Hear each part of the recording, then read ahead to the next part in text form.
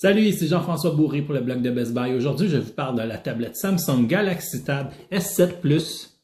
Le boîtier contient la tablette Samsung Galaxy Tab S7 Plus, l'adaptateur de voyage, un fil USB-C à USB et les instructions, ainsi que le S Pen.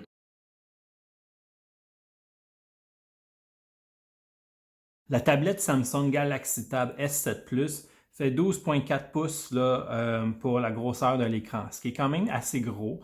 Et on peut voir ici, là, je ne sais pas si on le voit bien sur la caméra, que l'appareil photo là, avant, elle est située de manière horizontale sur la tablette et non là, de manière verticale comme qu'on peut voir souvent sur des modèles comme ici en haut. Donc, qu'est-ce qu'il y a à dire aussi à première vue? C'est la couleur. Donc, on s'entend ici qu'on voit très bien qu'il s'agit du modèle argent mystique, mais il y a aussi la couleur noire mystique et bronze mystique. On peut voir là, la finition ici avec les lignes. Je vous dirais que ça ici, c'est pas quelque chose que j'apprécie énormément.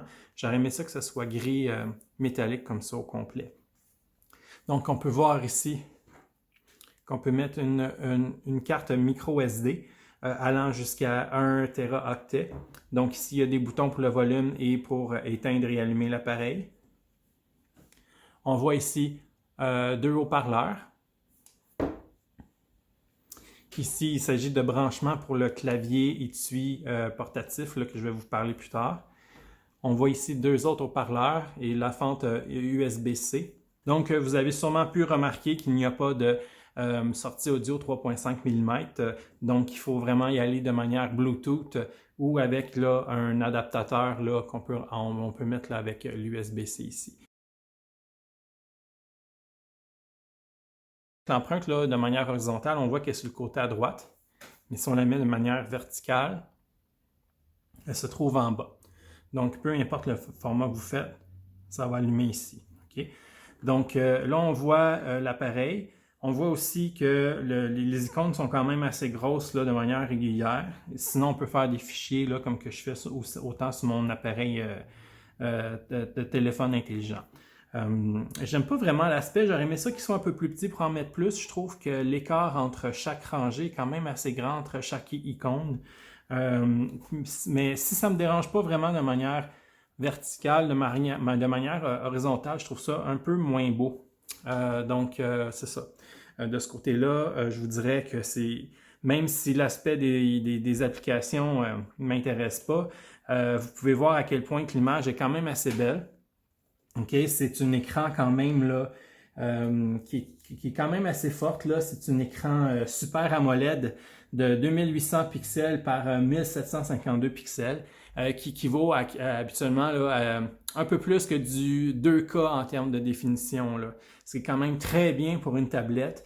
Donc, le matériel est quand même, le résultat est quand même surprenant. Je vais vous montrer ici avec une vidéo YouTube. Là, on peut voir là, que le plus qu'on peut aller chercher, c'est du 1044-60 HDR. Mais le résultat est assez impressionnant. On peut voir là à quel point que c'est clair, qu'il n'y a aucun flou d'image, mais surtout là, que l'appareil est capable de le faire jouer parce que on s'entend que ce n'est pas tous les appareils actuellement qui sont capables de faire jouer une vidéo YouTube de cette résolution-là. Donc la manette est assez puissante là.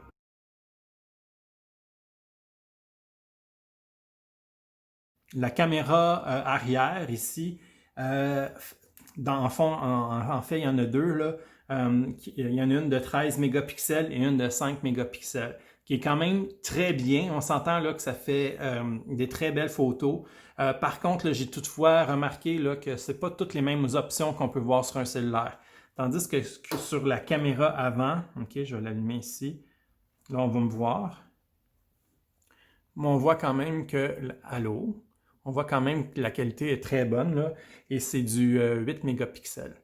Là, je filme avec la caméra frontale, mais la caméra en arrière peut faire des vidéos en 4K de 3840 par 2160 pixels pour un total de 30 FPS. Donc, le FPS, je crois que c'est pour 30 images par seconde.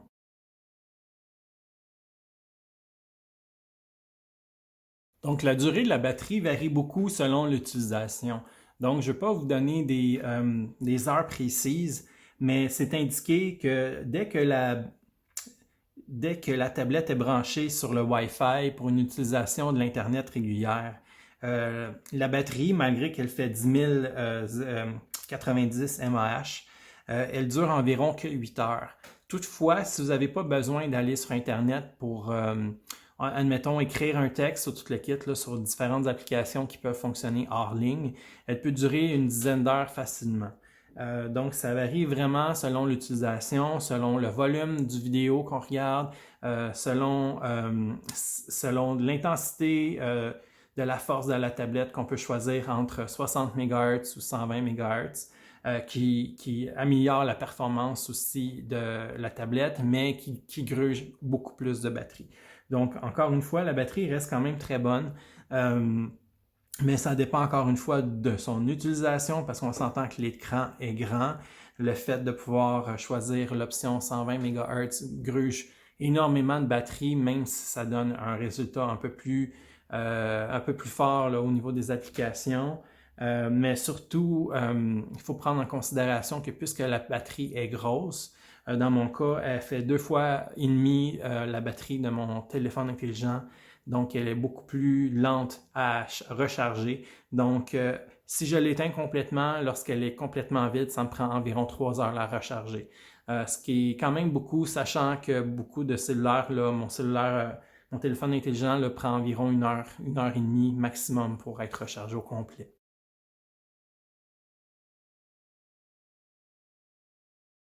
On peut utiliser notre appareil Samsung depuis quelques années afin de l'utiliser comme si c'était un ordinateur portable ou juste un ordinateur. Donc, au niveau de mon téléphone intelligent qui est un Samsung Note 9, si je le branche là, dans un téléviseur avec un fil HDMI, il va apparaître là, sur mon écran comme si c'était un desktop d'ordinateur.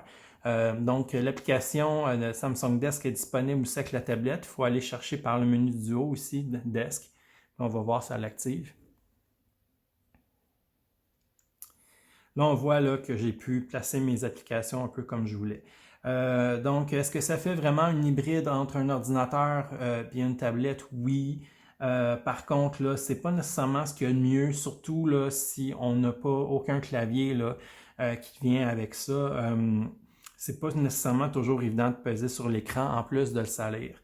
Donc, au niveau de Samsung Desk, ce que ça fait, c'est que ça permet d'avoir les applications de manière horizontale, mais surtout de pouvoir travailler avec l'écran comme ça et avec un peu plus de facilité. Moi, vraiment, j'aime mieux la configuration des applications comme ça que comme je vous ai mentionné tantôt, que l'espace était beaucoup trop grand et ce genre de trucs-là. Donc là, ce qu'il faut savoir de Samsung Desk, c'est que pas toutes les applications qui fonctionnent à être agrandies de manière complète dans l'écran. Je vais vous le montrer ici. Là, ça devrait fonctionner, OK? Là, ça rouvre complètement, il n'y a pas de problème. Mais ça ne sera pas toutes les applications qui vont le faire du premier coup. Donc, quand j'ai commencé à utiliser la tablette Samsung, Netflix n'était pas capable d'agrandir au complet, mais là, en essayant de faire la vidéo, ça a fonctionné du premier coup. Donc, on s'entend là qu'il y a peut-être une mise à jour qui fait en sorte que maintenant, ça s'ouvre du premier coup. Mais il ne faut vraiment pas prendre en considération que tout fonctionne là, de manière horizontale sur l'écran. Malgré tout, là, ce qui est plaisant, c'est qu'on peut avoir plusieurs applications ouvertes en même temps et on a juste à les ouvrir là, à partir d'en bas, là, à partir du S Pen. Vous voyez que je l'utilise souvent depuis tantôt. C'est quelque chose que j'aime beaucoup plus faire que d'utiliser mes doigts et de salir l'écran.